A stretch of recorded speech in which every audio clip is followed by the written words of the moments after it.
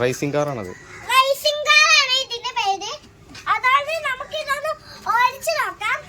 ആദ്യം ഈ red switch കാണില്ലേ, ആ റെഡ് സ്വിച്ചുമ്മിൽ ഒന്ന് ഓണക്കാം. ഈ റിമോട്ട് ഇവിടെ വെച്ചിട്ട് ഈ സ്വിച്ച് ഇങ്ങനെ ഉണ്ടാക്കിയ ഒരു 10 ലൈറ്റ് കണ്ടോ. കണ്ണു കുത്തു സായ.